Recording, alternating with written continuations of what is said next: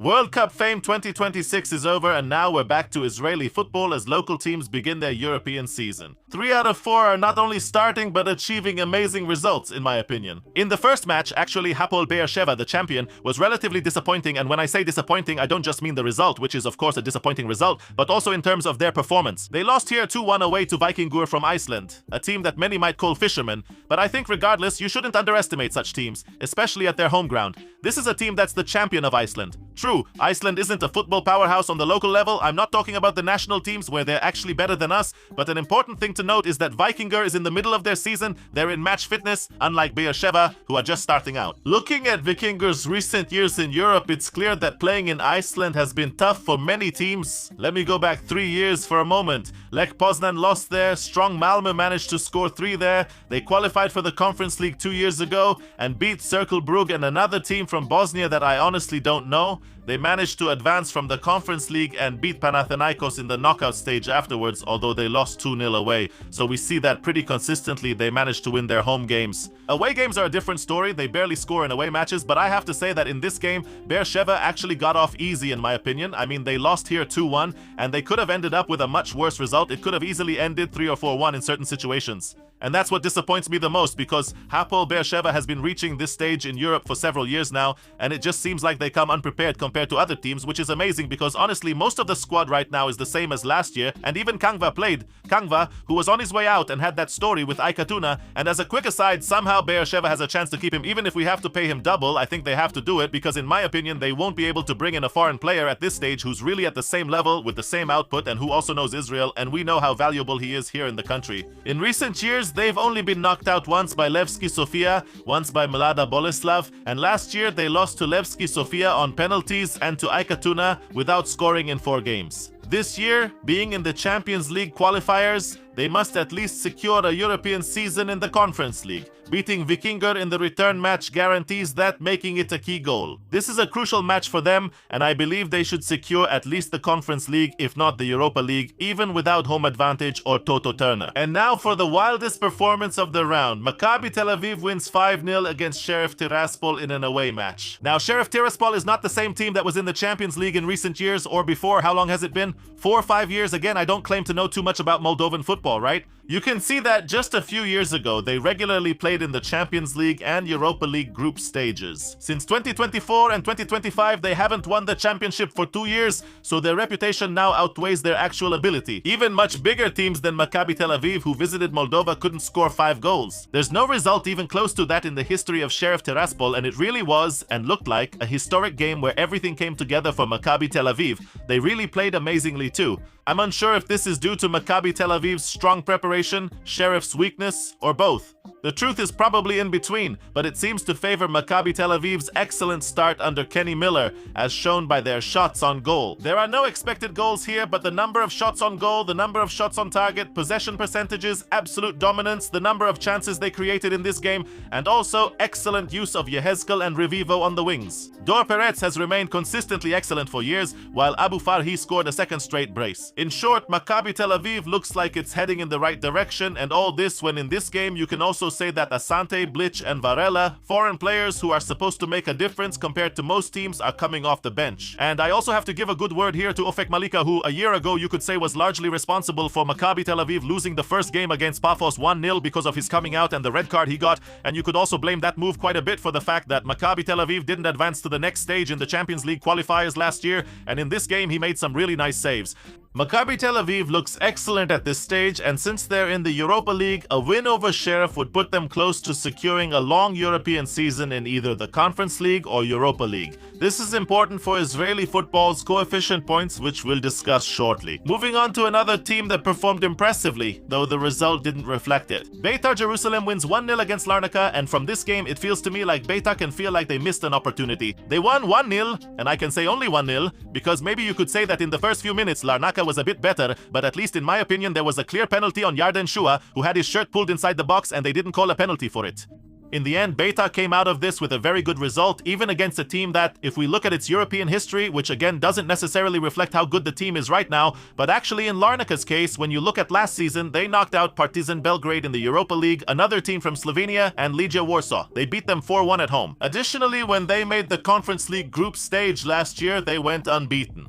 They beat Alkmaar 4-0, beat Crystal Palace 1-0, had a 0-0 draw with Aberdeen, a 0-0 draw with Rijeka from Croatia, a 1-1 draw with Häcken, and a 1-0 win over Shkandija from Macedonia. This team not only reached the Conference League last year, but also finished 8th and was eliminated by Crystal Palace in the knockout stage. Palace, which as we know eventually also won the cup, but Beitar throughout the 90 minutes was better. 64% ball possession, 16 shots on goal, 3 on target. In the end, their goal actually came from a free kick, which is funny because a few minutes earlier there was a similar free kick from about the same position for Larnaca, who tried to shoot at Silva also to the corner where he was standing, and he was there, read it right. And on the other side, the goalkeeper of Larnaca didn't read it right, and sometimes it's those little things that make a huge difference and give them the 1-0. But look at who they're bringing off the bench here. Ziv Ben Shimol, Kalo, Muzi, Weissman, coming off the bench to replace such significant players like Atsili, Shua, and Ansa. In my opinion, this shows an attacking strength that's even deeper than what Beitar Jerusalem had last year. And of course, this is only Beitar's first official game of the season, so you can't draw too many conclusions from it for the rest of the season, but so far it looks very good for them, not just in terms of the result, but also in terms of their performance. And we'll finish with the last Israeli team, returning to Europe after so many years, putting on an incredible show of support from their fans, and also beating Ludogorets 2-0,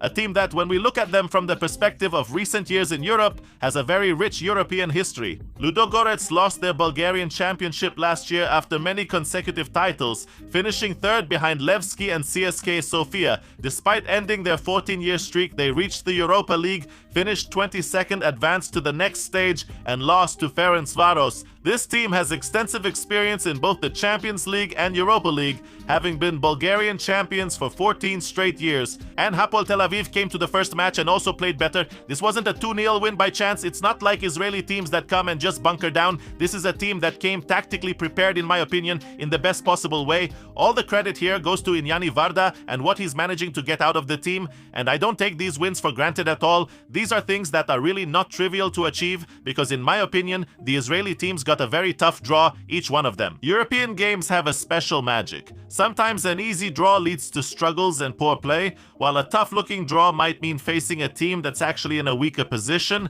like what seemed to happen with Ludogorets, Larnaca, and Sheriff Tiraspol. Hapoel Tel Aviv may not have had much possession in this game, but in my opinion they were simply more dangerous, more decisive, played much more direct football, and everyone knew exactly what they were doing and how to neutralize Ludogorets on their side. Yes, in my opinion, even in this case with a bit of luck, there could have been more here, but I think Hapoel Tel Aviv shouldn't be greedy. Turiel, in my eyes, continues to look like a superstar in Israeli football.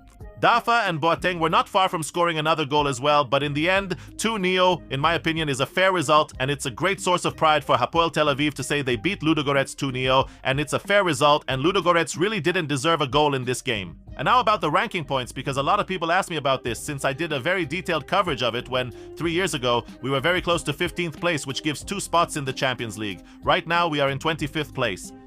Currently, Hapoel Be'er Sheva and Maccabi Tel Aviv both have a strong chance, and after Maccabi Tel Aviv's win, I'll say they should aim for a long European season in the Conference League, or at least the Europa League. Hapoel Be'er Sheva, I don't expect them to reach the Champions League, and it's not just because of the match against Vikingur. I just think it's not realistic as an expectation, but to expect them to reach the Europa League, definitely. At the very least, the Conference League. If Maccabi Tel Aviv also qualifies, it will greatly boost Israeli football.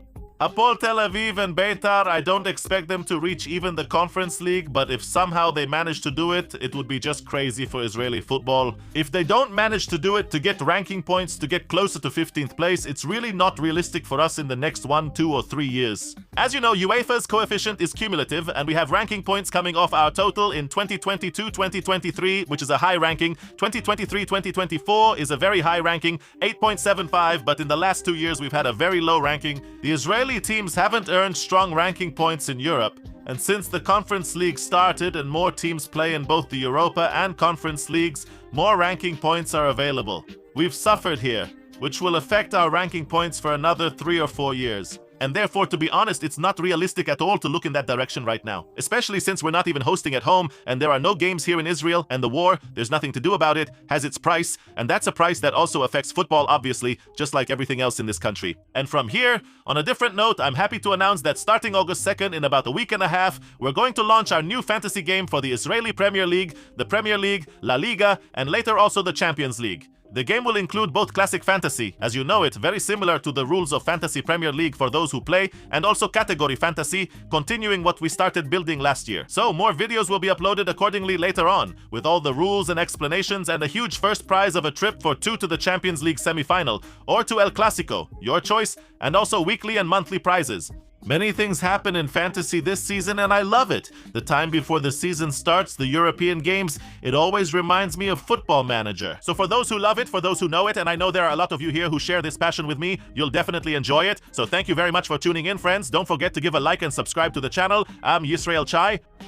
Alright, bye.